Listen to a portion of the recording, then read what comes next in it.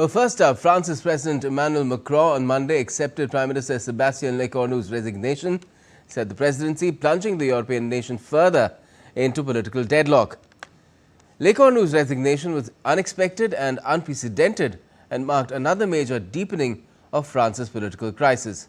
Macron named Lorneu, former defense minister, last month to the post.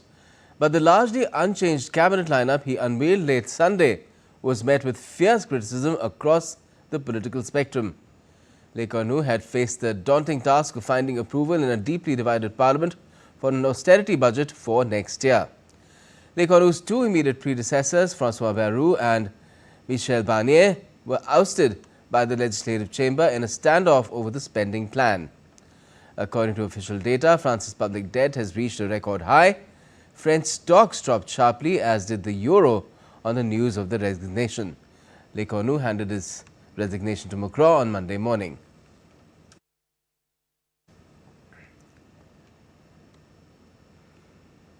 Now let's get more on this development with DD India's Akshay Dongre. Well, hi Akshay, the immediate impact of the latest PM resignation in France seems to have been on its stock market, but what are the larger implications not just for France but also Europe?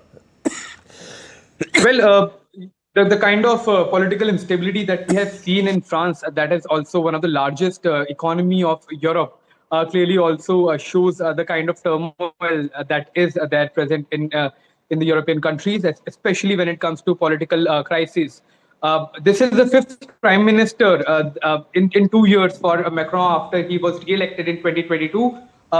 Clearly, political instability is going to continue because there is no solid solution with Emmanuel Macron at this point in time. The latest resignation came because the allies and the adversaries both questioned this. The cabinet decisions that were taken, or rather the composition of the cabinet ministers that was selected by the latest Prime Minister of France, especially some believing that the members were too right wing, or some were believing that they weren't right wing at all.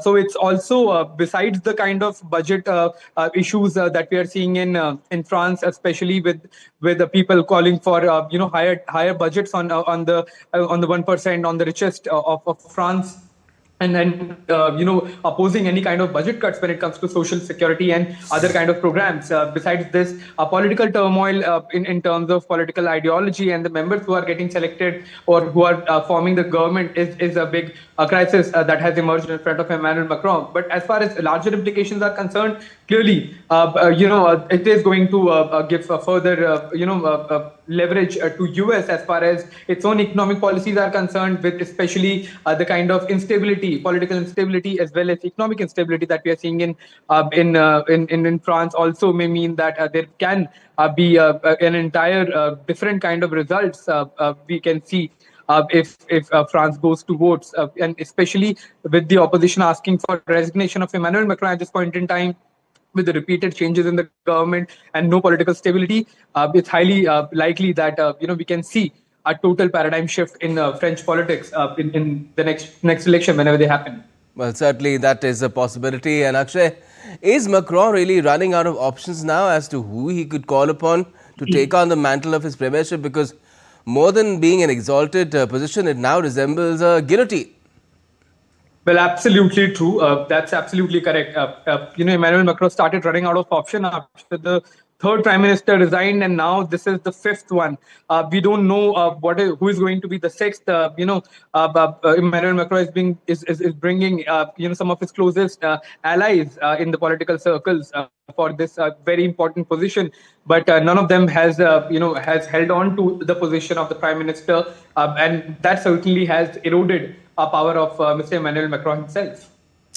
And the French far right, how will it look to capitalize on this? I mean, there's still some time for Macron's own term, but increasingly it might seem to him that his days too are numbered.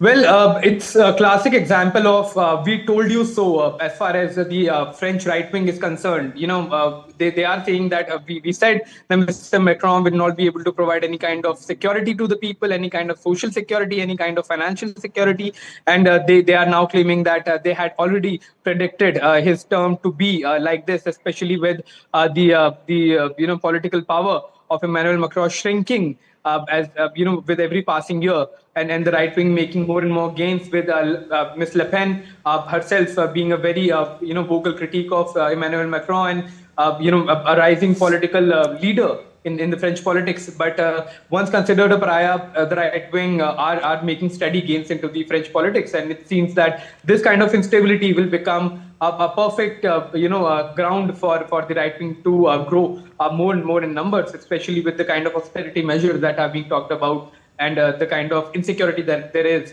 in the French society. Could all this precipitate early elections, Akshay? Pardon? Could all this precipitate early elections? Well, yes, there have been demands, and it's quite embarrassing for the president to, select 5 prime ministers in just a matter of 2 years. It itself is questioning the legitimacy of Emmanuel Macron and how his political understanding will lead France. Certainly. Well, let's see what kind of a path does he take now. Extremely narrow it's getting for him.